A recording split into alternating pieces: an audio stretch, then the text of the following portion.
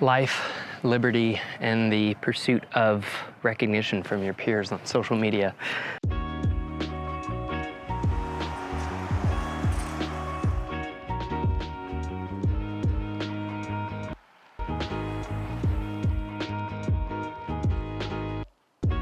I think modern social media and technology and what have you has led us to believe that we can magically be inspired no matter where we are, and we can just tap into this and just, if you're good enough, you can just create amazing stuff 100% of the time. History doesn't paint that picture. History paints a very different picture of artists who struggled.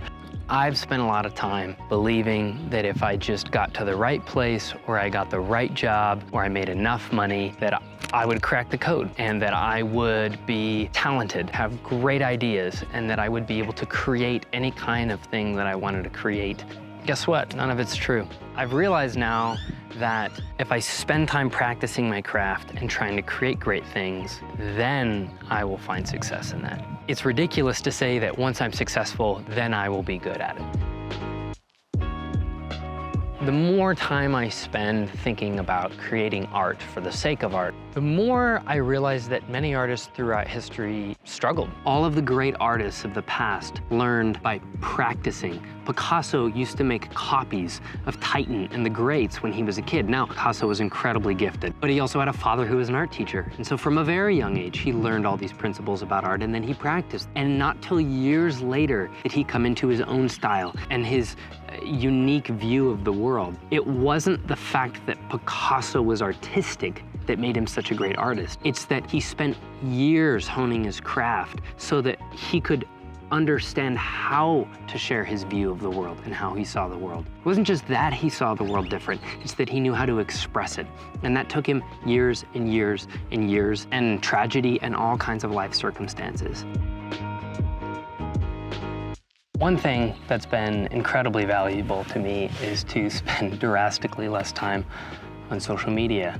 It's really easy to tell yourself that you're looking for inspiration. There's a very, very thin line that you have to balance between feeling inspired to get back out there and create, and just sitting there and consuming and consuming and consuming, and gradually believing the lie that, like, you'll never do that, or you could do that if only X, Y, and Z. The truth is, you could do that if you got out there and you practiced, but the difference is that those people are doing and you're not doing. You have to take that into account when you're spending time on social media. If you see something creative or you see something that's inspiring, great, grab that, then go try to do it.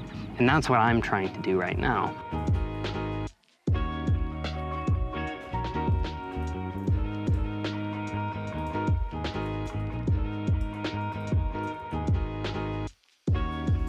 I've got to go about the practice of practice. Practice may not make perfect, but practice certainly makes possible.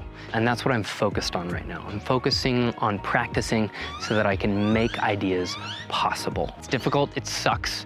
It's a really self-reflective process, not because I'm trying to be self-reflective, but because I have to listen to myself talk and edit videos of myself. And that sucks, to be honest.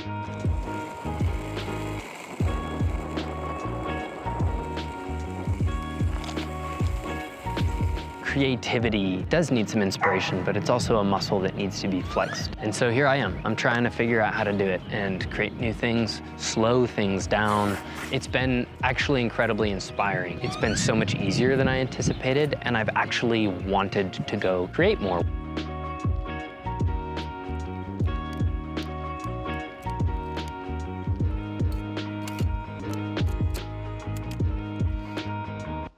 So what does that mean? It means I'm gonna be doing more of this, just creating and iterating and growing and changing for the sake of documenting my life. There's a lot of things I would love to do. There's a lot of stories that I think are worth telling. And I think it's time that I start trying to tell them and practice so that I can get better without trying to make it some big production every single time. It's a wrap.